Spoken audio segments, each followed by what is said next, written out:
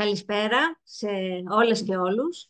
Σήμερα έχουμε την 14η και τελευταία διάλεξη που διοργανώνει το Μεταπτυχιακό Προστασία, Συντήρηση και Αποκατάσταση Μνημείων Πολιτισμού μαζί με την Ελληνική Εταιρεία Περιβάλλοντος και Πολιτισμού Παράρτημα Θεσσαλονίκης. Στην τελευταία διάλεξη σήμερα έχουμε προσκεκλημένη την κυρία Δέσποινα Τσιαφάκη, που θα μας μιλήσει για ένα πολύ ενδιαφέρον και ένα θέμα που έχει ανοίξει πάρα πολλές συζητήσεις σχετικά με την ψηφιακή ανάδειξη και αποκατάσταση των μνημείων. Ειδικότερα η Δέσποινα θα μας μιλήσει για το ιερό της Ελευσίνης. Δύο λόγια να πούμε για την κυρία Τσιαφάκη. Είναι Διευθύντρια Ερευνών και Επιστημονική Υπεύθυνη του Τμήματος Πολιτισμού και Δημιουργικών Βιομηχανιών στο Ινστιτούτο Επεξεργασίας του Λόγου του Ερευνητικού Κέντρου Αθηνά. Είναι διδάκτορ του Τμήματος Ιστορίας Αρχαιολογίας στο ΟΠΙΘΙΤΑ και κάτοχος μεταπτυχιακού διπλώματος του ίδιου τμήματος με ειδίκευση στην κλασική αρχαιολογία, βυζαντινή ιστορία και ιστορία της τέχνης. Υπήρξε για χρόνια επιμελήτρια αρχαιοτήτων στο Paul Getty Museum στο Μαλιμπού και έχει συνεργαστεί με διάφορα ερευνητικά και εκπαιδευτικά ιδρύματα της Ελλάδας και του εξωτερικού. Από το 2002 εντάχθηκε ως ερευνήτρια στο Ερευνητικό Κέντρο Αθηνά με κύρια αντικείμενα την αρχαιολογία, τον ψηφιακό πολιτισμό και τις αρχαιολογικές επιστήμες. Επίσης, έχει πάρει μέρος σε διάφορες αρχαιολογικές ανασκαφές και από το 2014 συνδιευθύνει με την καθηγήτρια κυρία Μανακίδου την πανεπιστημιακή ανασκαφή στο Καραμπουρνάκι Θεσσαλονίκης. Έχει περισσότερα από 30 ευρωπαϊκά και εθνικά ερευνητικά και αναπτυξιακά προγράμματα, έχει συμμετάσχει για αρχαιολογία, πολιτιστική κληρονομιά, ψηφιακό πολιτισμό και αρχαιολογικές επιστήμες. Επίσης, έχει συμμετάσχει στη διοργάνωση αρχαιολογικών εκθέσεων, συνεδρίων, ημερίδων, έχει επιβλέψει διδακτορικές διατριβές και μεταπτυχιακές εργασίες και διδάσκει σε προγράμματα μεταπτυχιακών σπουδών στα ερευνητικά της αντικείμενα. Είναι τεράστιο το βιογραφικό της Δέσποινας, δεν θα σας κουράσω περισσότερο. Θα μιλήσω όμως με δύο λόγια παραπάνω για την Δέσποινα, επειδή τη γνωρίζω από τα φοιτητικά μας χρόνια. Όταν εγώ ως φοιτήτρια αρχιτεκτονικής και εκείνη ως νεαρή φοιτήτρια αρχαιολογίας, κάναμε τα καλοκαίρια αυτό που λέτε σήμερα summer workshops. Δηλαδή πηγαίναμε και συμμετείχαμε ως πρακτική, ας το πούμε, άσκηση στις ανασκαφές στο Δίον. Και από τότε όλο αυτό τον καιρό που τη γνωρίζω μπορώ να πω έτσι με τα βεβαιότητος ότι η Δέσποινα είναι ακέραια, μεθοδική, ακούραστη και με τεράστια αίσθηση του χιούμορ. Λοιπόν, Δέσποινα, σ' ακούμε στη σημερινή τελευταία μας διάλεξη να μας αναπτύξει το ενδιαφέρον θέμα σου. Ευχαριστώ πολύ, Μαρία. Ευχαριστώ πολύ και για τα καλά σου λόγια και για την πρόσκληση να είμαι μαζί σας σήμερα και να κλείσω τον κύκλο των διαλέξεων. Εγώ θα σας μεταφέρω λίγο σε έναν διαφορετικό κόσμο, ο οποίος σχετίζεται... Βλέπετε την οθόνη, σωστά? Σωστά, κάνει και πλήρη προβολή. Ωραία, ωραία. Σε έναν κόσμο ο οποίος σχετίζεται βέβαια με αυτά που κάνετε, αλλά είναι και λίγο διαφορετικός. Γιατί στο πλαίσιο της συντήρησης, της αποκατάστασης και της προβολής των μνημείων τα τελευταία χρόνια έχει μπει δυναμικά μέσα και ο κόσμος των ψηφιακών τεχνολογιών. Και ακριβώς αυτό το πάντρεμα, αυτή η επιστημονική προσέγγιση είναι που εφαρμόζουμε και στο Ερευνητικό Κέντρο Αθηνά, προσπαθώντας να αναδείξουμε, να αποκαταστήσουμε, να προβάλλουμε μνημεία και αρχαιολογικούς χώρους. Το παράδειγμα που θα δούμε σήμερα αφορά στην δουλειά που έχει γίνει στην Ελευσίνα, στο ιερό της Δήμητρας και της Κόρης, το οποίο, όπως όλοι γνωρίζετε, σχετίζεται με τα διάσημα ελευσίνια μυστήρια τόσο στην αρχαιότητα όσο και σήμερα. Το έργο Ελούσης ήταν η μοίηση στην Ελευσίνα του χθες με τα μάτια του σήμερα. Ο λόγος που αναπτύσσω τον τίτλο, που αναφέρω τον τίτλο, είναι γιατί ακριβώς ο τίτλος δείχνει το σκοπό του έργου. Το έργο λοιπόν στόχευε στο να μοιήσει τον επισκέπτη στην αρχαία Ελευσίνα και τα μυστήριά της, τα Ελευσίνια μυστήρια, και αυτό φιλοδοξούσε να το πετύχει τόσο πριν την επίσκεψη, να προετοιμάσει δηλαδή τον επισκέπτη, όσο κατά την παρουσία του στον χώρο, στο ιερό και στο μουσείο, αλλά και μετά.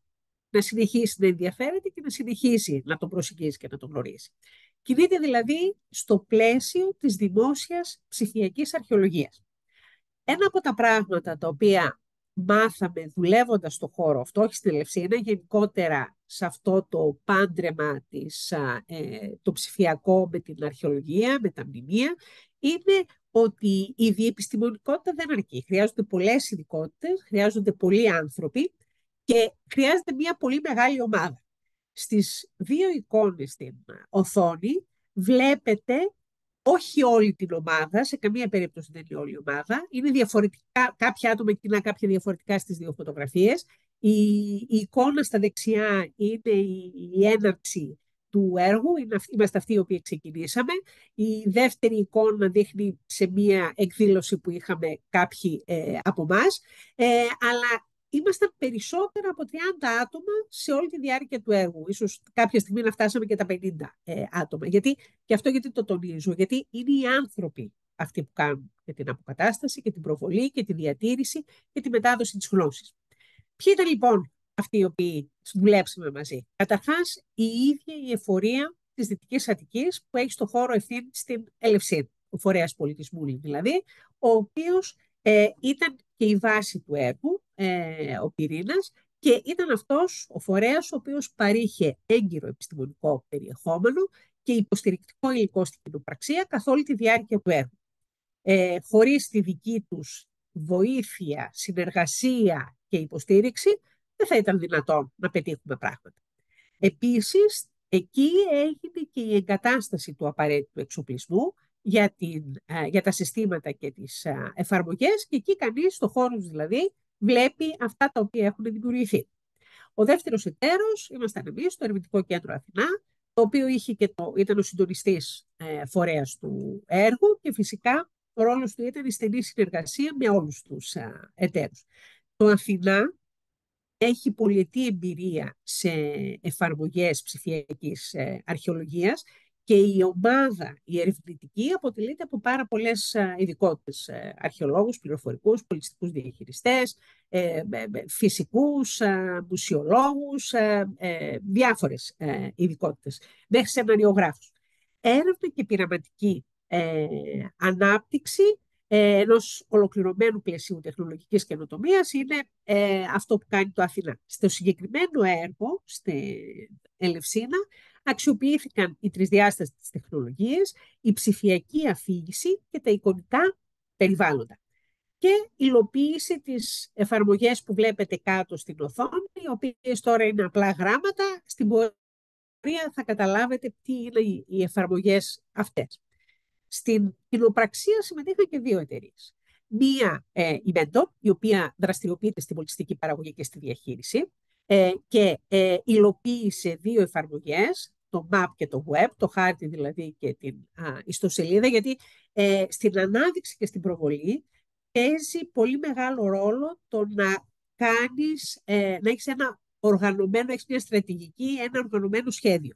Η Mentor λοιπόν φρόντισε για τη διάχυση του έργου στο κοινό, για την υλοποίηση της καμπάνιας του crowdsourcing, το οποίο ο πληθοπορισμός βοήθησε πάρα πολύ στο να μαζέψουμε πάρα πολλές πληροφορίες από φωτογραφίες, από κείμενα, από εικόνες, και επίσης είναι αυτή η οποία έκανε την οπτική ταυτότητα του έργου και το λογότυπο που βλέπετε στην οθόνη και τα διαφορετικά χρώματα που θα βλέπετε στις διαφάνειες που σηματοδοτούν και τις διαφορετικές εφαρμογές. Ο τελευταίος εταίρος ήταν μια δεύτερη εταιρεία, μια εταιρεία πληροφορικής, η Site, η οποία έχει μεγάλη εμπειρία στον χώρο και υλοποίησε μια παιχνιώδη εφαρμογή, η οποία διαδραματίζεται στο χώρο του ιερού. Οι στόχοι του έργου. Ο κύριος στόχος, όπως είπαμε και στην αρχή, είναι να γίνει ο επισκέπτης κοινωνός, να μοιηθεί δηλαδή, στον φυσικό αλλά και στον ψηφιακό χώρο, στον οποίο τελούνται τα Ελευσίνια μυστήρια. Στο πλαίσιο αυτό, στόχος ήταν να αναπτυχθούν 8 διαφορετικά υποσυστήματα. Ένα αποθετήριο, το REPO, το map, ένας χάρτης, το web, η ιστοσελίδα, ένα εικονικό μουσείο, το VM, ένα serious game, στα παιχνίδια σοβαρού σκοπού, SG, να γίνει επαυξημένη πραγματικότητα, augmented reality, ψηφιακή αφήγηση, το PS, Personal Storytelling, και μία παιχνιώδης εφαρμογή, gaming application. Και ταυτόχρονα να γίνει μεταφορά της τεχνογνωσίας στην εφορία Δυτικής Αττικής, ώστε τα συστήματα να μπορούν να αξιοποιούνται και να χρησιμοποιούνται μέσα στον χρόνο και να μην σταματήσουν με τη λήξη του έργου. Ποιες λοιπόν αυτές οι εφαρμογές? Τις εφαρμογές τις οργανώσαμε σε 2 ομάδες. Η μία ομάδα είναι αυτή την οποία κανείς αξιοποιεί πριν και μετά την επίσκεψη, και εδώ είναι το αποθετήριο το οποίο στεγάζει όλους τους ψηφιακούς πόρους, ο χάρτης και η ιστοσελίδα, και οι εφαρμογές οι οποίες αξιοποιούνται όταν ο επισκέπτης είναι στο χώρο. Αυτές επίσης διακρίνονται σε 2 κατηγορίες. Σε αυτές τις οποίες ο επισκέπτης βλέπει όταν είναι μέσα στο μουσείο, και εδώ είναι το Virtual Museum, το VM και το Serious Game. Και η δεύτερη κατηγορία είναι οι εφαρμογές τις οποίες βλέπει όταν βρίσκεται στο χώρο του ιερού, έξω. Και είναι η επαυξημένη πραγματικότητα, η προσωποποιημένη αφήγηση, το storytelling και η παιχνιώδης εφαρμογή. Κορμός βάση, μάλλον θα έλεγα, η όλη ανάπτυξη του έργου βασίστηκε σε 2 άξονες. Ήταν από τη μία πλευρά η ψηφιοποίηση, η τρισδιάστατη ψηφιοποίηση, η οποία έγινε σε μνημεία και σε αντικείμενα. Όσον αφορά λοιπόν σε μνημείες, και βλέπετε εδώ τους συναδέλφους στην ώρα της δουλειάς, δεν ήταν εύκολο, γιατί οι καιρικές συνθήκες παίζουν πάρα πολύ μεγάλο ρόλο, ο φωτισμός, ο ήλιος, οι σκίες ή όλα αυτά. Επιλέχθηκαν 4 μνημεία, τα μικρά και τα μεγάλα προπήλαια, η δυτική και η ανατολική αψίδα, που είναι ο χώρος στον οποίο εισάγεται κανείς στο ιερό. Για ποιο λόγο επιλέχθηκαν αυτά? Επιλέχθηκαν αυτά γιατί έπρεπε να είναι μνημεία, επειδή έγινε ψηφιοποίηση, δηλαδή ψηφιοποιήθηκε κάθε πέτρα. Και η αποκατάσταση, η εικονική αποκατάσταση, για να μην σας μπερδεύω, βασίστηκε, ήταν κατά το δυνατόν σωστή και πιστή, άρα βασίστηκε σε μελετημένα κτίρια, τόσο αρχαιολογικά όσο και αρχιτεκτονικά, με υπάρχοντα αρχιτεκτονικά σχέδια και προτάσεις αρχιτεκτονικές που υπήρχαν ήδη στην βιβλιογραφία, αλλά και στα ψηφιακά αντίγραφα στα τμήματα των μνημείων που σώζονται.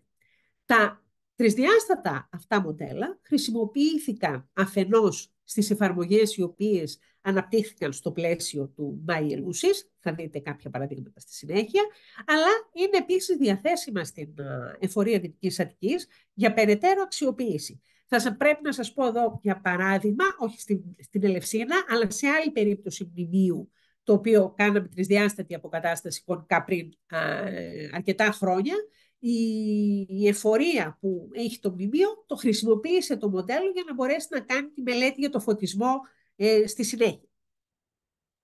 Η τρισδιάστατη ψηφιοποίηση αφορούσε και σε κινητά αντικείμενα, όπως αυτά που βλέπετε στην οθόνη σας. Βλέπετε εδώ την Καριάτιδα και τον συνάδελφο που φωτογραφίζει το αντικείμενο, και εδώ επιλέχθηκαν συγκεκριμένα εκθέματα του μουσείου για να χρησιμοποιηθούν στις εφαρμογές οι οποίες αναπτύχθηκαν στο πλαίσιο του έργου. Ο δεύτερος άξονας, στον οποίο βασίστηκαν όλες οι εφαρμογές και το έργο, ήταν το αποθετήριο. Χώρος δηλαδή αποθήκευσης, στον οποίο έπρεπε να βάλουμε όλα μας τα υλικά για να μπορέσουμε να ανασυνθέσουμε, να παρουσιάσουμε, να δημιουργήσουμε. Μέσα λοιπόν σε αυτό το αποθετήριο θα συγκεντρώνονταν εξ αρχής όλοι οι ψηφιακοί πόροι. Η τεκμηρίωση των αντικειμένων, βλέπετε στην εικόνα ένα ενδεικτικό δελτίο, όπου εδώ υπάρχουν κείμενα, υπάρχουν φωτογραφίες, είναι τα τρισδιάστατα μοντέλα, τα αρχιτεκτονικά σχέδια, αλλά και όλη η βιβλιογραφία που υπάρχει για την Ελευσίνα. Ενώ λοιπόν αυτό το αποθετήριο ξεκίνησε αρχικά για να στεγάσει τους ψηφιακούς πόρους, ώστε αυτός που θα δημιουργούσε την κάθε εφαρμογή να παίρνει από έναν κοινόχρηστο χώρο τα υλικά που θα ήθελε να χρησιμοποιήσει, το ενδιαφέρον είναι ότι τελικά το αποθετήριο αυτό αξιοποιείται από την ΕΦΑΔΑ για τις ανάγκες της υπηρεσίας, και στο αποθετήριο αυτό καταγράφει το σύνολο του υλικού της. Θα πρέπει να πω επίσης ότι όλο το αποθετήριο αυτό σχεδιάστηκε, οργανώθηκε και έγινε σε συνεργασία με την εφορία Δυτικής Αττικής. Στα ωφέλη λοιπόν από αυτό το σύστημα είναι ότι έγινε ένα απλό αλλά εύχριστο σύστημα τεκμηρίωσης. Τεκμηριώθηκαν μνημεία, αντικείμενα, βιβλιογραφία και πολυμέσα, ώστε να μπορούν να χρησιμοποιούνται όχι μόνο για τις ανάγκες του έργου, αλλά και πέρα από αυτό. Και βέβαια αξιοποιήθηκαν διάφορες τεχνολογίες.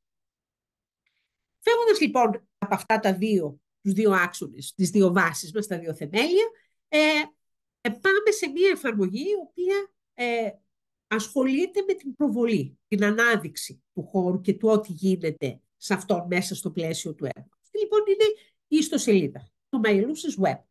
Η ιστοσελίδα έχει ως στόχο να αναβαθμίσει και να εμπλουτίσει τη διαδικτυακή παρουσία του χώρου της Ελευσίνας και ουσιαστικά να τον βοηθήσει να γίνει ευρύτερα γνωστός. Αυτό που δεν σας ανέφερα στην αρχή είναι ότι το έργο έπαιξε πάρα πολύ μεγάλο ρόλο και αξιοποιήθηκε πάρα πολύ στο πλαίσιο της Ελευσίνας ως πολιτιστικής πρωτεύουσας της Ευρώπης το 2023.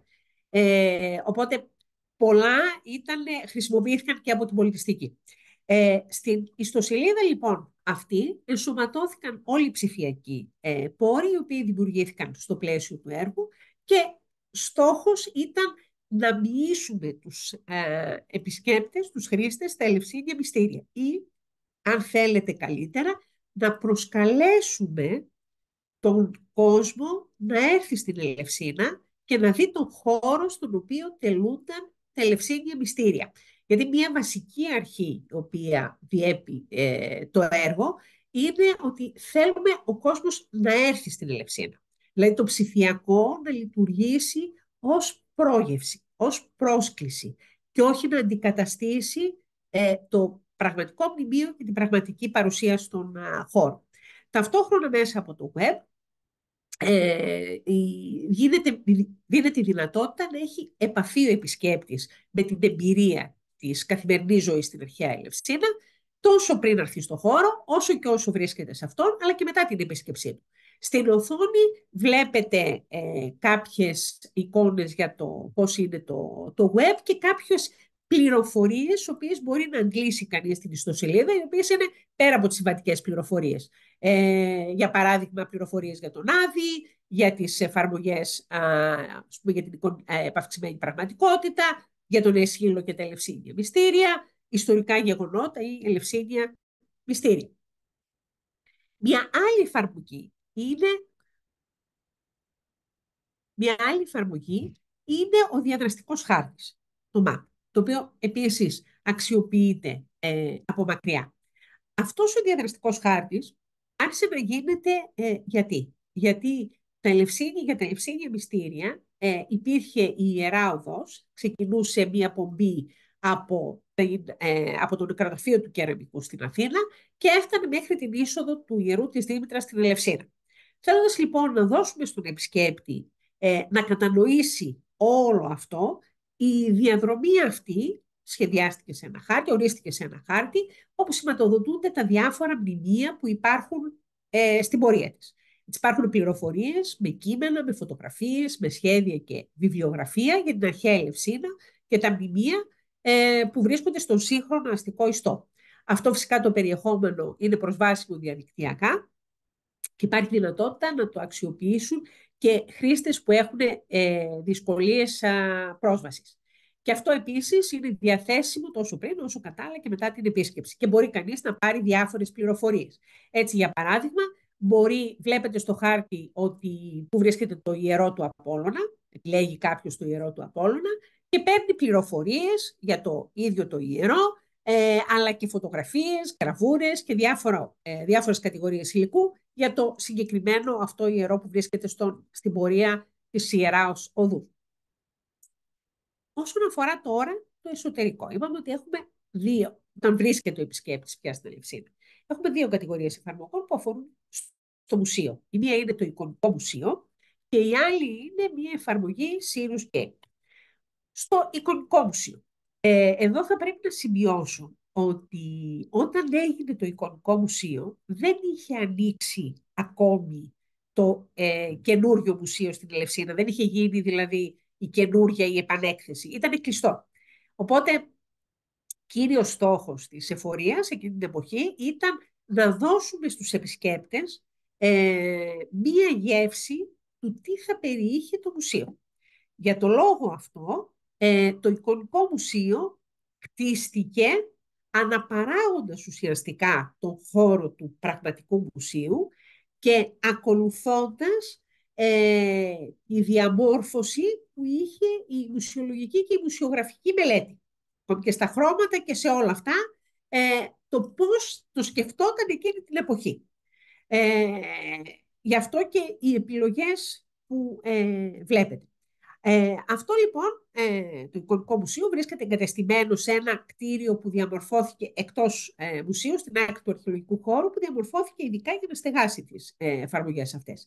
Στοχεύει λοιπόν να δώσει περισσότερες πληροφορίες στον επισκέπτη για την έκθεση, να δώσει νέες και διαφορετικές εκθέσεις και να τον εξοικειώσει με τα διάφορα εκθέματα μέσα από πληροφορίες, κείμενα και μοντέλα.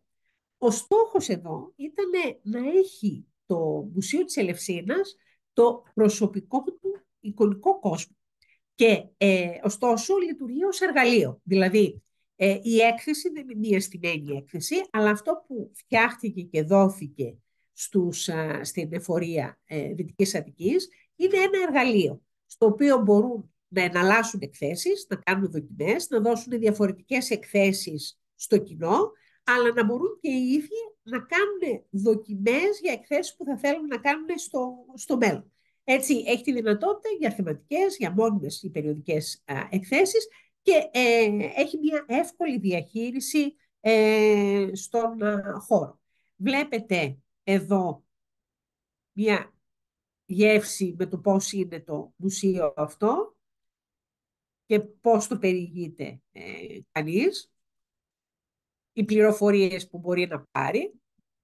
Εδώ επιλέγοντας την φεύγουσα κόρη του ανοίγει το τρισδιάστατο μοντέλο ώστε να το δει καλύτερα και πιο αναλυτικά και να πάρει φυσικά πληροφορίες γι' αυτό. Η επόμενη εφαρμογή που αφορά επίσης στο μουσείο είναι μία εφαρμογή σοβαρών παιχνίων, Sirius Games, και με τίτλο «Τρεις θεοί στην Ελευσίνα». Πρόκειται για ένα εκπαιδευτικό παίγνιο σοβαρού σκοπού, με ένα επίσης διαδραστικό περιβάλλον και το θέμα του, και αυτό που θέλαμε να παρουσιάσουμε στους επισκέπτες, ήταν η ιστορία της αρπαγής της Περσεφόνης, η οποία όμως δίνεται μέσα από τρεις διαφορετικές οπτικές. Δεν θα σας ρωτήσω ποιες είναι αυτές, είναι πολύ εύκολο να το μαντέψετε ποιες είναι οι τρεις οπτικές. Είναι η οπτική της Δήμητρας, της μητέρας, που της άρπαξαν την κόρη. Είναι η οπτική του Πλούτονα, ο οποίος άρπαξε την κόρη. Και είναι φυσικά και η οπτική της ίδιας Περσεφόνης, η οποία ήταν η απαχθήσα. Μέσα λοιπόν σε αυτό το ξεδίπλωμα της ιστορίας εμπλέκεται ενεργά ο επισκέπτης μέσα από τις επιλογές που κάνει κατά τη διάρκεια του παιχνιδιού. Σε αυτό επιλέξαμε την αφήγηση τόσο με πεζό λόγο, αλλά υπάρχει και η δυνατότητα της επιλογής με έμμετρο λόγο.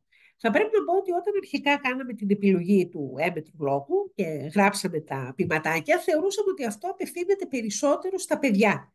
Ωστόσο, ήταν ενδιαφέρον στις διάφορες αξιολογήσεις, σε διάφορες περιπτώσεις κοινού που το είδα, ότι και ενήλικες προτιμούσαν τον έμμετρο λόγο από τον πεζό λόγο που δίνει πιο παραδοσιακά την αφήγηση. Μέσα λοιπόν από το διαδραστικό αυτό παιχνίδι, ο επισκέπτης γνωρίζει τα εκθέματα του μουσείου, αλλά και τον ιδρυτικό μύθο των Ελευσίνιων Μυστηρίων, παίζοντας με τη βοήθεια θεών, οι οποίοι αφηγούνται την ιστορία από την πλευρά τους. Εδώ το σενάριο, βλέπετε ένα διάγραμμα με το πώς εκτιλήσεται το σενάριο, βασίζεται στην επιλογή του χαρακτήρα, την οποία κάνει ο παίκτης, αν θέλει να πει την ιστορία, η Περσεφόνη, ο Πλούτονας ή η Δήμητρα. Κατά τη διάρκεια του παιχνιδιού υπάρχουν και κάποια mini games, τα οποία αξιολογούν την πορεία του επισκέπτη. Επίσης, πολύ σύντομα, βλέπετε εδώ μπαίνει, είναι το μουσείο όπως είναι κανονικά. Συνειδητά έχει επιλογή ο χαμηλός φωτισμός για να δώσει μία αίσθηση της ατμόσφαιρας του κάτω κόσμου. Και βλέπετε τι συναντά ο παίκτης στην πορεία, που πρέπει να μαζέψει πράγματα, βλέπει αντικείμενα, μαθαίνει για αυτά. Και επάνω αριστερά, όπως βλέπετε, είναι ο χάρτης μέσα στο μουσείο, ώστε να έχει μία εικόνα για το που βρίσκεται. Κάτι το οποίο υπήρχε και στην περίπτωση του εικονικού μουσείου. Λοιπόν, η επόμενη εφαρμογή μας πάει στην επαυξημένη πραγματικότητα. Σε αυτό που λέμε μια ψηφιακή εικονική αποκατάσταση στον χώρο, στα μνημεία. Και εδώ, όπως σας είπα, έγιναν συγκεκριμένα μνημεία, έγινε τρισδιάστατη ψηφιοποίηση και αποκατάσταση των μεγάλων προπηλαίων, των μικρών προπηλαίων και των δύο αψίδων. Εδώ βλέπουμε τα μεγάλα προπήλαια, θα τα δείτε σιγά σιγά να κτίζονται μπροστά σας. Θα καταλάβετε φυσικά, είδατε τις μετρήσεις σε κάποια σημεία, είναι πραγματικές μετρήσεις και αποστάσεις, για το πώς μπορεί κανείς να αξιοποιήσει το μοντέλο και για την έρευνα και την μελέτη. Ψηφιοποιήθηκαν, όπως σας είπα, όλα τα τμήματα τα οποία σώζονται και τοποθετήθηκαν στην σωστή τους θέση, έτσι όπως το ξέρουμε από τις μελέτες που έχουν γίνει, ώστε να δοθεί μία εικόνα η οποία είναι όσο το δυνατόν πιο κοντά στην εικόνα που παρουσίαζαν τα προπήλαια την εποχή της ακμής τους.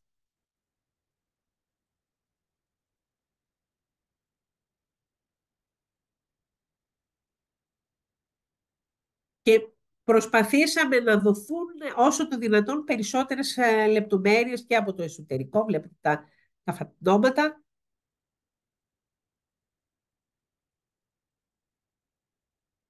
Ό,τι τμήμα βλέπετε από το χώρο είναι ψηφιοποιημένο. Ό,τι δεν υπάρχει σημαίνει δεν έχει ψηφιοποιηθεί.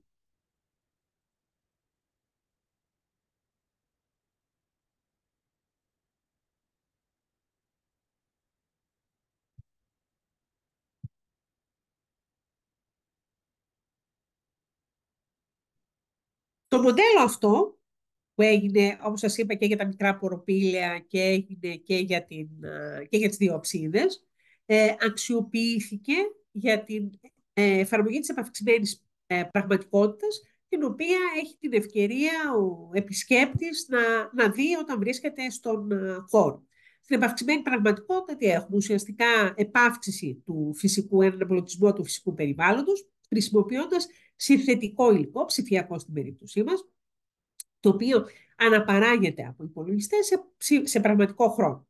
Για την επαυξημένη πραγματικότητα, όπως θα ξέρετε ήδη, αξιοποιούμε εικόνες, τον ήχο, τρισδιάστατα αντικείμενα, σχεδιοκινήσεις, το καθένα ξεχωριστά ή σε συνδυασμούς μεταξύ τους. Αυτό που υπήρχε ως στόχος, ενώ βλέπετε και το βίντεο με το τι θα βλέπει κανείς όταν είναι στο χώρο στην επαυξημένη πραγματικότητα, στόχος λοιπόν, θα πρέπει να σας πω ότι το βίντεο είναι πραγματικό, δηλαδή δεν το σκηνοθετήσαμε. Κάποιος από εμάς πήγε ως επισκέπτης και δηλαδή το έγραφε ενώ επισκεπτόταν για το τι βλέπει, για να έχουμε μια πραγματική εικόνα του πώς βλέπει, πώς έχει την εμπειρία ο επισκέπτης στον χώρο. Ο στόχος λοιπόν εδώ ήταν η ενίσχυση της εμπειρίας, της περιήγησης των επισκεπτών, το να τους κάνουμε να νιώσουν, να καταλάβουν το πώς ήταν ο χώρος αυτός, που ήταν κάτι παραπάνω από τις πέτρες και τα θεμέλια που βλέπουμε σήμερα, να δώσουμε μία όσο το δυνατόν πιο ρεαλιστική αναπαράσταση της ανοδομής των μνημείων. Βλέπετε ότι το συνθετικό από το πραγματικό διακρίνεται ξεκάθαρα και φυσικά πολύ καλύτερο, είναι πολύ πιο ευδιάκριτο για τον επισκέπτη που βρίσκεται in situ, βρίσκεται στο χώρο, άρα ξέρει τι βλέπει, τι πατάει και τι δεν υπάρχει. Και να μεταδώσουμε τη γνώση, την πληροφορία μέσα από ένα ευχάριστο και διασκεδαστικό περιβάλλον, να αφήσουμε τον επισκέπτη να ξεναγηθεί και να εξερευνήσει μόνος του τον χώρο και ταυτόχρονα η εφαρμογή αυτή είναι διαθέσιμη και απομακρυσμένα από χρήστες που μέσω της φορητής τους συσκευής που μπορεί να βρίσκονται οπουδήποτε στον κόσμο.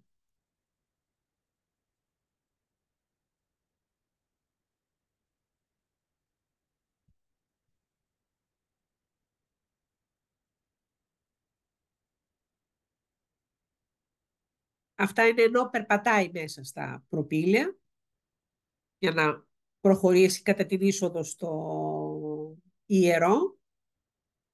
Στο βάθος πριν βλέπαμε το πλουτόνιο. Το βλέπουμε από την άλλη πλευρά του χώρου, όπως μπαίνει κανείς. Τώρα θα δούμε την δυτική θριαμβική αψίδα. Υπάρχει σηματοδότηση στο χώρο ώστε να διευκολυνθεί ο επισκέπτης για να καταλάβει πού βρίσκονται και τι μπορεί να δει.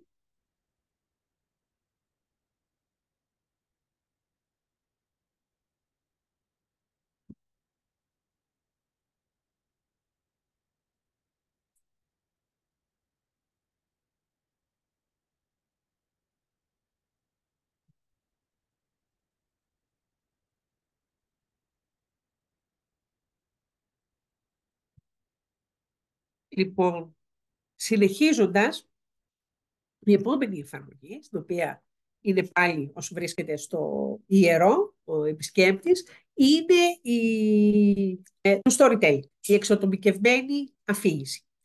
Και εδώ έχουμε μια διαδραστική ψηφιακή αφήγηση για κινητές συσκευές, η οποία διαδραματίζεται την περίοδο της διεξαγωγής των μυστηρίων στην Ρωμαϊκή Ελευσίνα.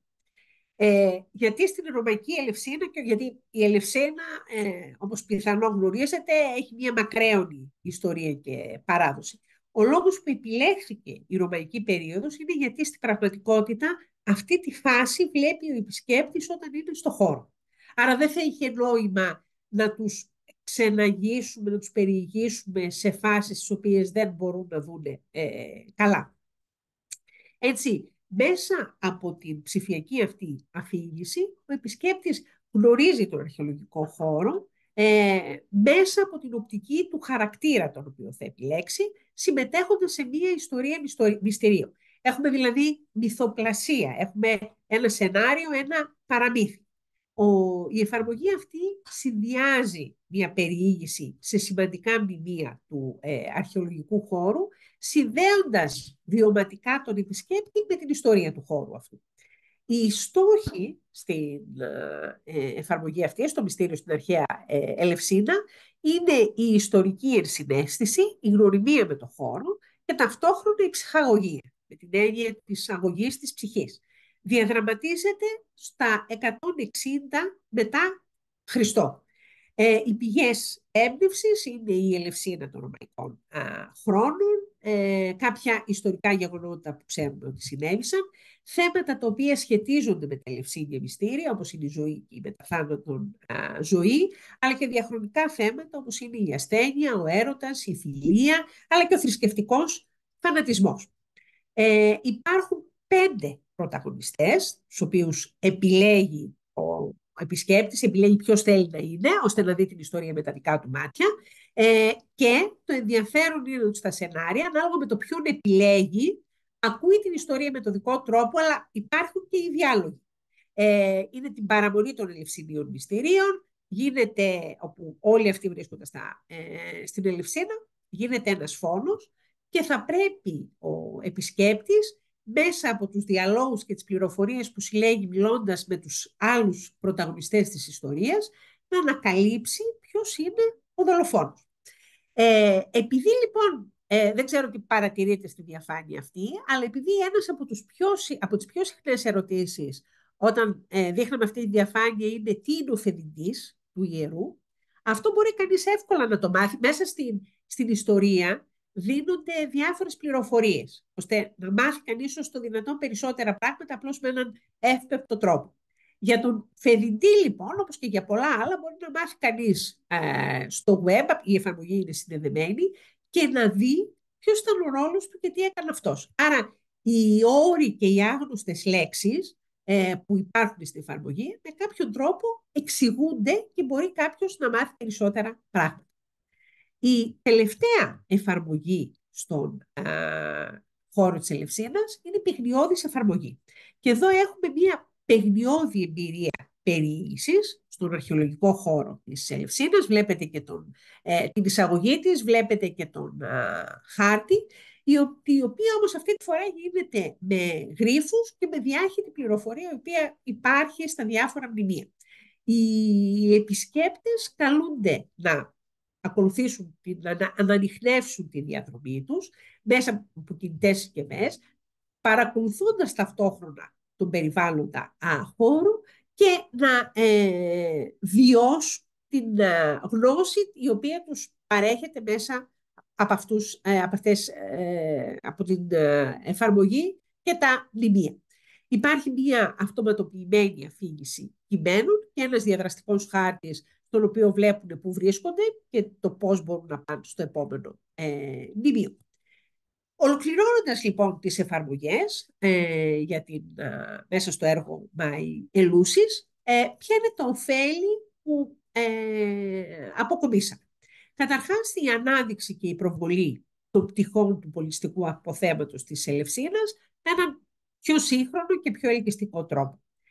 Η ανάπτυξη ενός καινοτόμου συνόλου διαδραστικών και βιωματικών τεχνολογικών εργαλείων, με τα οποία δίνεται η δυνατότητα στην πρόσβαση στο πολιτιστικό απόθεμα της αρχαίας Ελευσίνας. Υποστηρίχθηκε η Ελευσίνα ως πολιτιστική πρωτεύουσα της Ευρώπης το 2023. Έγινε προσπάθεια να υπάρξει διάχυση της πληροφορίας σχετικά με την αρχαία Ελευσίνα και τα μυστήριά της στο ευρύ κοινό. Ενισχύθηκε η προσβασιμότητα και η επικοινωνία του πολιτιστικού αποθέματος σε ένα μεγαλύτερο και ευρύτερο κοινό. Το crowdsourcing βοήθησε ακόμη περισσότερο και σε αυτό που ονομάζουμε public engagement. Υπήρξε προσφορά εκπαιδευτικής ψυχαγωγίας, το γνωστό entertainment, στους επισκέπτες για τη δημιουργία καινοτόμων και διαδραστικών εμπειριών και η μακροπρόθεσμη διατήρηση των ψηφιακών στοιχείων και του περιεχομένου με στόχο τη βιωσιμότητα του έργου. Σας ευχαριστούμε. Εμείς ευχαριστούμε, Δέσποινα. Ήταν εξαιρετικά ενδιαφέρον όλο αυτό. Θα δώσω ήσουν πάρα πολύ σύντομη και περιεκτική, ακριβώς για να δώσουμε το λόγο στους ακροατές της διάλεξής σου να κάνουν τις απορίες, τις παρατηρήσεις τους, τους ενδιασμούς τους, τους προβληματισμούς τους. Παρακαλώ. Ποιος θα ήθελε να κάνει κάποια ερώτηση στην κυρία Τσιαφάκη? Είδα κάποιο χέρι κάποια στιγμή σηκώθηκε, αλλά... Ο κύριος Στρατής. Στράτης. Ο κύριος Στράτης, σωστά. Δεν σας έβλεπα, κύριε Στράτη, και νόμιζα ήταν κάποιος άλλος. Ναι, δεν είμαι και... Ναι. Δέσποινα, συγχαρητήρια πρώτα και σε ευχαριστούμε. Εγώ θέλω να πω ποιος ήταν ο προϋπολογισμός του έργου. Γιατί είναι πολύ σημαντικό έργο αυτό.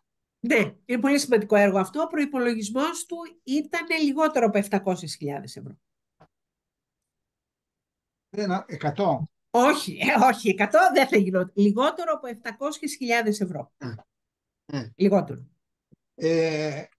Αυτό πήρε μέρος... Συνολικός προϋπολογισμός, ενώ συνολικός προϋπολογισμός για όλους μας, έτσι, για όλους τους. Ναι. Πες μου κάτι. Εγώ καταρχήν αισθάνομαι ωραία, γιατί ήμουν από το πρώτο δευτερόλεπτο του Ινστιτούτου. Ενώ τότε η ΠΕΤ. Ναι. Αυτό έγινε μέσα στο πλαίσιο του ΙΠΕΤ ή το ΙΠΕΤ ένα κομμάτι, το Όχι, το Αθηνά ΙΠΕΤ αυτό. είναι Αθηνά. Το ΙΠΕΤ σταμάτησε να υπάρχει από το 2012. Ναι, ξέρω, το Ναι, Αθηνά. Έχω κολλήσει εκεί πέρα. ναι. Και υπήρχαν επιστήμονες από το Ινστιτούτο στην Βέβαια, Ξάνθη. βέβαια. Κυρίως από την Ξάνθη. Κυρίως από την Ξάνθη. Όσον αφορά το κομμάτι του Αθηνά, το μέρος που έκανε το Αθηνά, γι' αυτό σας έδειξα ποιες εφαρμογές ήταν, δηλαδή η τρισδιάστατη ψηφιοποίηση, επειδή εσείς ξέρετε και άτομα, ήταν η ομάδα του Ανέστη. Η ομάδα του Ανέστη, με τον οποίο είχαμε κάνει και την πρώτη εργασία σε 3D ψηφιοποίηση της προσωπικής μου εικόνας. Γι' αυτό λέω, επειδή εσείς ξέρετε και. Λοιπόν, η ομάδα του Ανέστη. Άρα γίνανε κάποιες εφαρμογές, αυτές που σας έδειξα, που γίνανε από το Αθηνά. Η Mentor έκανε το map, το χάρτη δηλαδή, και το web, και η Site έκανε την τελευταία εφαρμογή, την παιχνιώδη εφαρμογή στον εξωτερικό χώρο που σας έδειξα. Ειλικρινά χαίρομαι. Εκεί που έχω μια ένσταση είναι που είπες, γιατί πιστεύω ότι η τεχνολογία απελευθερώνει και κατεβάζει τα κόστη. Όταν την εφαρμόζουμε σωστά, έτσι δεν είναι. Είπε σε μια στιγμή, δεν θέλουμε να μην επισκέπτονται την Ελευσίνα. Ας περιορίσουμε λίγο αυτές τις μετακινήσεις των τουριστών, που εγώ πιστεύω ότι επιβαρύνουν τα πάντα, χωρίς λόγο. Γιατί οι περισσότεροι πάνε, πίνουν 5 καφέδες και δεν κάνουν τίποτα άλλο. Δηλαδή, καλά είναι να δίνουν πρώτα εξετάσεις ότι το παρακολούθησαν μέσα από το πρόγραμμα και κατόπιν όσοι περάσουν ας πάνε το δουν και από κοντά. Αυτή είναι εκεί καταλήγω δηλαδή με αυτό.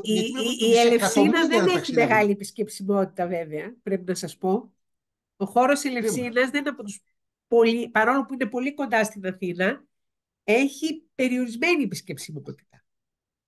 Ως χώρος. Δηλαδή, ναι. Και σίγουρα μέσα από τα ψηφιακά στόχος ήταν να την κάνουμε γνωστή προς τα έξω, αυτό δεν υπάρχει. ασυζητητή, αλλά ταυτόχρονα και να καλέσει. Δηλαδή θέλουν επισκέπτες. Και αν σκεφτεί κανείς ότι είναι στο κέντρο της Ελευσίνας. Ναι. Στην αγορά. Πάρα πολύ όλο και θα το παίξουμε λίγο. Θα δω και μπορεί να σε ενοχλήσω. Σε ευχαριστώ πάρα πολύ. Να είστε καλά. Καλά.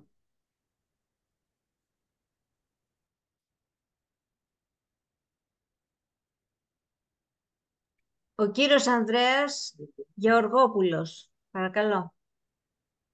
Καλησπέρα σας, κυρία Τσιαφάκη. Πρέπει να πω, Δέσποινα, χαίρομαι που σε ξαναβλέπω έστω και υπό αυτές τις συνθήκες μετά από τόσο καιρό και συγχαρητήρια για την πολύ ωραία δουλειά. Την είχα υπόψη μου βέβαια.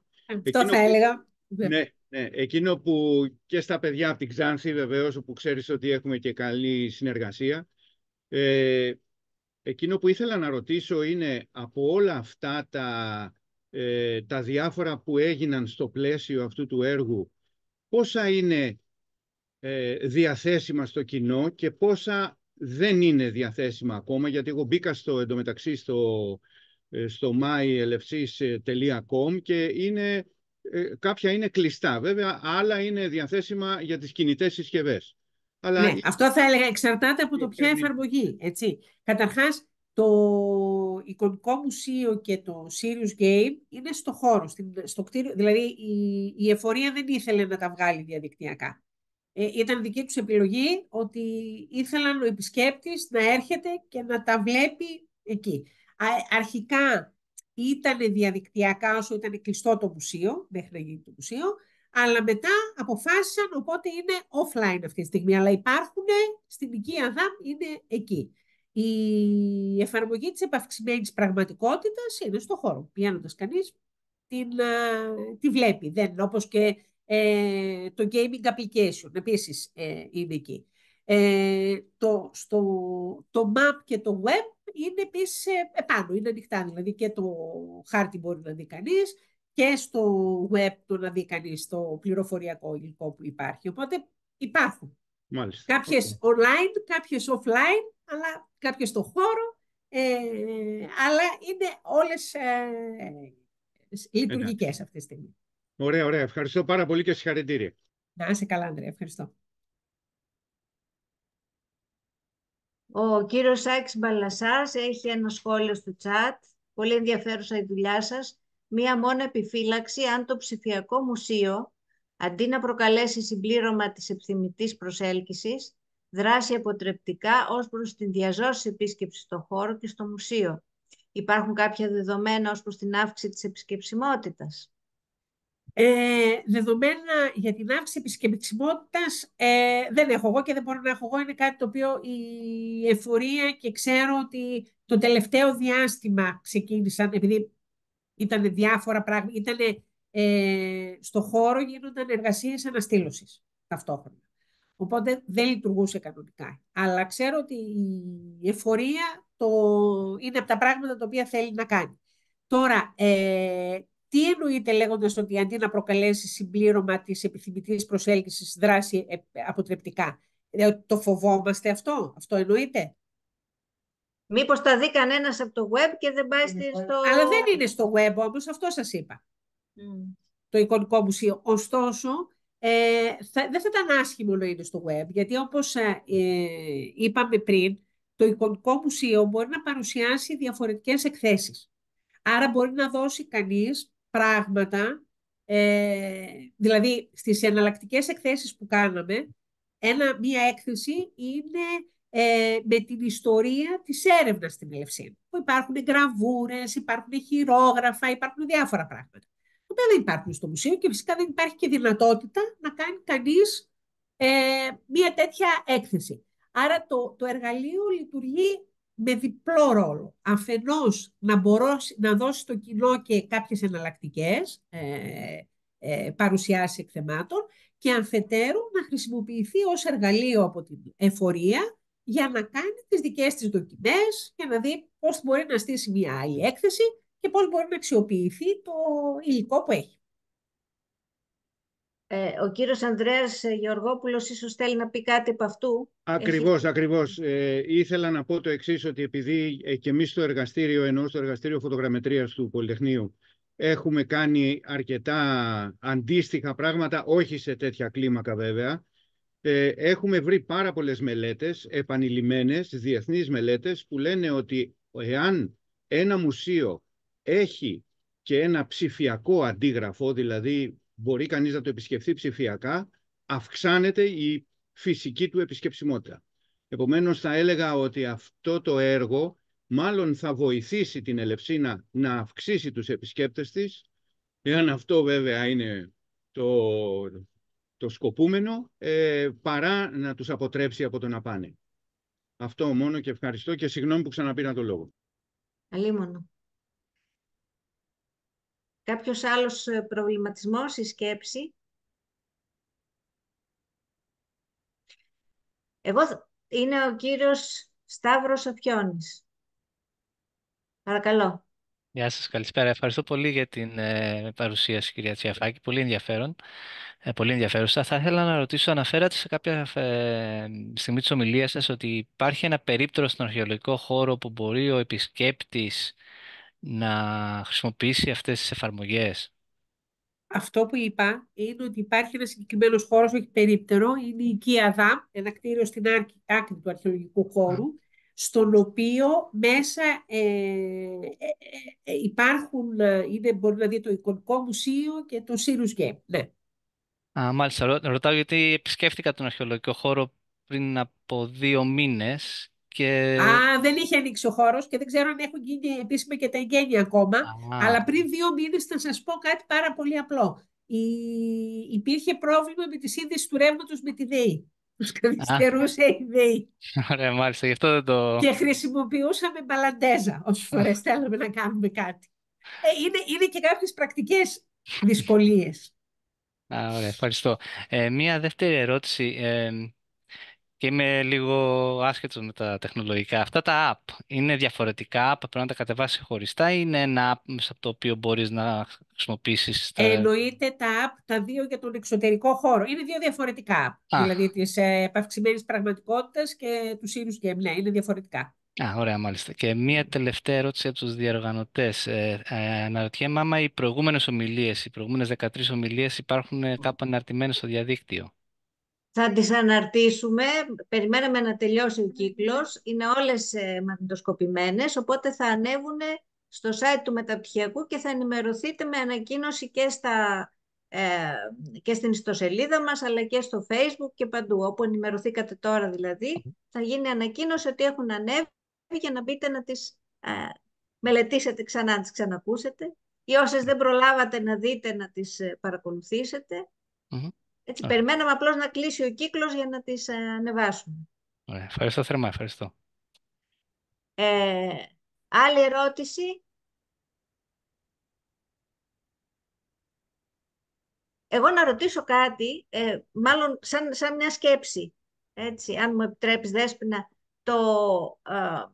όλο αυτό το υλικό που απαιτεί, φαντάζομαι, μια τεράστια έρευνα τεκμηρίωσης για να μπορέσουν να γίνουν όλες αυτές οι ακριβείς αναπαραστάσεις, που μας φαίνεται τώρα πάρα πολύ εύκολο όταν το βλέπουμε, φαντάζομαι ότι είναι φοβερά δύσκολο και πρέπει να διασταυρωθούν πληροφορίες, να είναι τεκμηριωμένο το αρχαιακό υλικό, για να μπορέσει να γίνει αυτή η πραγματική, ας πούμε, όσο πιο κοντά μάλλον στην αλήθεια, αναπαράσταση του μνημείου, το οποίο θα είναι διαθέσιμο, ας πούμε, σε κάποιον από την Αμερική, παραδείγματος χάρη, να μπορεί να το δει και ενδεχομένως όταν θα μας επισκεφτεί να πάει και επί τόπου να το μελετήσει. Πόσο χρόνο σας πήρε όλη αυτή η επεξεργασία, ας πούμε, η διεπιστημονική, έτσι? Θα μπορούσα να πω γρήγορα γύρω στα 4 χρόνια. Γιατί ήταν έργο τριετές, πήραμε όμως μία 9,5 παράταση, αλλά είχαμε ξεκινήσει από πριν. Δηλαδή, πριν να υποβάλουμε ακόμη την πρόταση, είχαμε ξεκινήσει τη συνεργασία με την εφορία. Δεν ήταν τυχαίο το ότι έδειξα τις 2 φωτογραφίες με τους ανθρώπους. Ακριβώς για να δείξω ότι αυτό είναι δουλειά πολλών, πάρα πολλών και πολλών διαφορετικών ειδικοτήτων. Αρχιτέκτονες έχετε? Ναι, είχε η εφορία. Είχε η εφορία, φυσικά. Καταρχάς, επιλέχθηκαν συγκεκριμένα μνημεία τα οποία ήταν μελετημένα και τα οποία υπάρχουν και οι αρχαιολογικές και οι αρχιτεκτονικές μελέτες δημοσιευμένες. Εντάξει, δεν ήταν τυχαίο το ότι δεν επιλέξαμε άλλα μνημεία. Η εφορία όμως έχει και αρχιτέκτονες, οι οποίοι επίσης ήταν. Δεν μπορείς να κάνεις μνημεία χωρίς, γιατί δεν είναι το ίδιο πράγμα με τα αντικείμενα, που είναι άλλο πράγμα. Στα μνημεία η συμμετοχή τους είναι αυτονόητη. Χρειάστηκε λοιπόν πολύ καιρός. Με το να γίνονται πράγματα παράλληλα, να συντονίζονται πράγματα, και γι' αυτό μίλησα και για το αποθετήριο στο οποίο έμπαινε όλη η τεκμηρίωση, ώστε να μπορεί να αξιοποιηθεί παράλληλα για τις διαφορετικές εφαρμογές από τα διαφορετικά μέλη της ομάδας του έργου. Επίσης αυτή η εμπειρία με την Ελευσίνα, φαντάζομαι ότι πλέον κάνει ακόμη πιο προσιτή, ας πούμε, τις εφαρμογές αυτές ή τη βελτιωμένη τους ακόμα εκδοχή για άλλους αρχαιολογικούς χώρους, έτσι, ή για άλλους τόπους. Ναι. Υπάρχει κάτι στα Σκαριά, έχετε κάτι έτσι, κάποιο πλάνο? Η αλήθεια είναι ότι συζητάμε με διάφορες εφορίες και για διάφορους χώρους. Θα δούμε. Πάντα είναι και το θέμα της χρηματοδότησης, της κατάλληλης στιγμής. Αλλά ναι, η Ελευσίνα λειτουργήσε, ήταν ακριβώς επειδή ήταν μια πολύπλευρη προσέγγιση, και στο να βγει κάτι, όχι κάτι μεμονωμένο, αλλά πολλά διαφορετικά, είναι συνδυασμός πραγμάτων, βοηθάει στο να δει κανείς πώς μπορεί να εφαρμοστεί και σε άλλες περιπτώσεις. Ακριβώς. Επίσης, μέσα στο πλαίσιο, ας πούμε, του διατηματικού προγράμματος, επειδή η διεπιστημονική συνεργασία είναι το DNA, ας πούμε, σε τέτοιες, ας το πούμε, όπως και να τα δεις τα μνημεία, είτε για να εφαρμόσεις κάποιες μεθόδους συντήρησης αποκατάστασή τους, είτε να τα αναπαραστήσεις, ας πούμε, και να τα κάνεις μέσω αυτών των νέων τεχνολογιών προσιτά στο ευρύ κοινό. Είναι ζήτημα διεπιστημονικής προσέγγισης, όπως πολύ σωστά είπες. μέσα στο μεταπτυχιακό μας εμείς το κάνουμε αυτό όσο αφορά στις επεμβάσεις, ας πούμε, σε μνημεία, τη διεπιστημονικότητα θα λέγαμε. Και έχουμε και πάρα πολλές περιπτώσεις έτσι αναπαράστασης μνημείων, πραγματικά, δηλαδή το κομμάτι αυτό που μας δείξατε, το κάνουμε σε όλα μας τα θέματα, ας πούμε. Και φαντάζομαι ότι θα ήταν πάρα πολύ ενδιαφέρον και για τα παιδιά που σε παρακολούθησαν, τους μεταπτυχιακούς φοιτητές μας και τις φοιτητριές μας. Γιατί είναι ένα κομμάτι που το γνωρίζουν πάρα πολύ καλά και το πόσο βασανιστικό, με την καλή έννοια το λέω, είναι για να μπορέσει να έχεις αυτή την πραγματική, ας το πούμε, απόδοση. Άρα ίσως θα ήταν και μια πολύ ωραία ευκαιρία να κάνουμε και μια περαιτέρω συνεργασία πάνω σε αυτό το θέμα. Αυτό ήθελα να πω. Σου κάνω επίσημη δηλαδή πρόσκληση. Με μεγάλη χαρά, με μεγάλη χαρά. Εσείς βέβαια έχετε το πλεονέκτημα στο μεταπτυχιακό σας να είστε όλοι μαζί. Δηλαδή έχετε τόσους ειδικότητες που είστε όλοι κάτω από την ίδια στέγη. Αυτό δεν είναι συχνό. Αυτό είναι πραγματικά πολύ σημαντικό πλεονέκτημα, ώστε να μπορείς να βλέπεις πολλά πράγματα. Και εμείς στην ομάδα είχαμε διαφορετικές ειδικότητες, αλλά όπως καταλαβαίνετε έπρεπε να μαζέψουμε τις διαφορετικές ειδικότητες και να καθίσουμε και να δουλέψουμε. Ήταν βέβαια και μια ευτυχή συγκυρία ότι υπήρχε μια πολύ καλή συνεργασία και ένα πολύ καλό ομαδικό πνεύμα, το οποίο δεν συμβαίνει πάντοτε.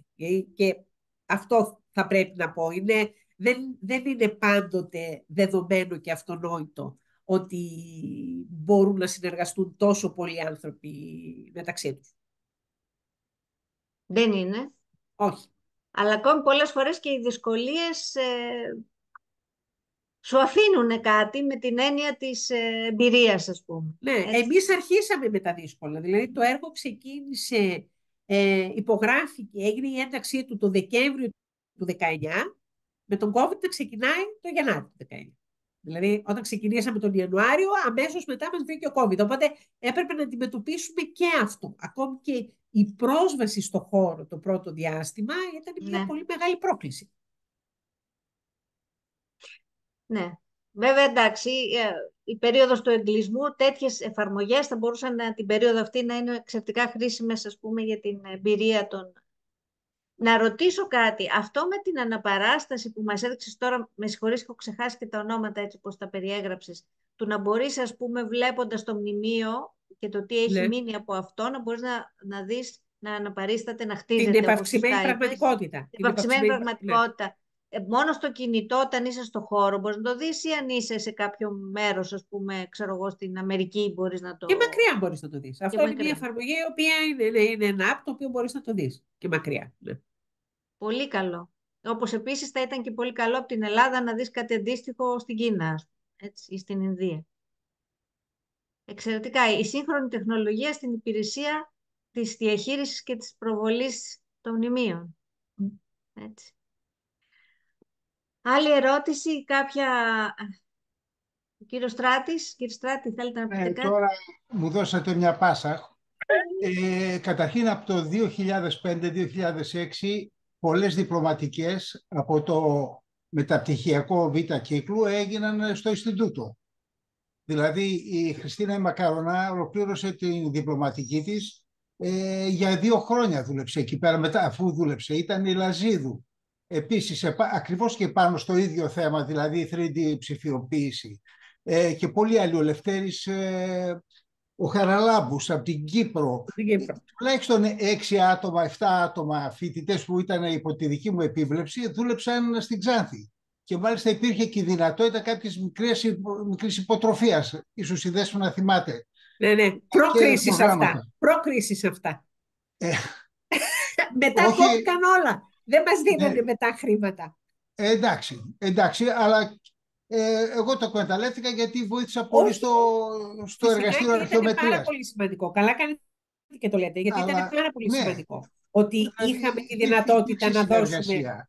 Υπήρξε καλή συνεργασία και εκεί που ήθελα πραγματικά, που του είχα σημειώσει και δεν ρώτησα, Δέσποινα, δεδομένα αρχαιομετρικά σε αυτό το πρόγραμμα υπήρχαν, δηλαδή από σύσταση κεραμικών, ξέρω εγώ κλπ. Γιατί έδειξες κεραμικά κτλ.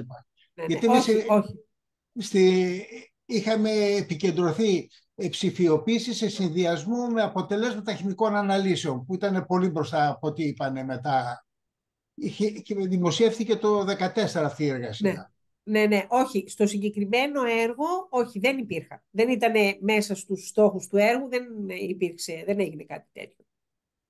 Εγώ ευχαριστώ πάρα πολύ που μου ξανάδωσε, κύριε Δούση, το λόγο. Καλή συνέχεια. Τα λέμε. Να είστε καλά.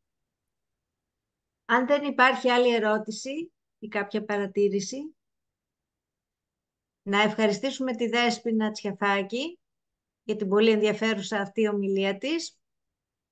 Να ευχαριστήσουμε και εσάς που για 14 εβδομάδες μας παρακολουθείτε κάθε Τετάρτη. Να σας ευχηθούμε καλό καλοκαίρι και ραντεβού στον επόμενο κύκλο πλέον, στις διαλέξεις που θα κάνουμε πάλι στο τρίτο μας εξάμηνο. Σας ευχαριστούμε πολύ. Καλή σας νύχτα. Εγώ ευχαριστώ. Γεια σας.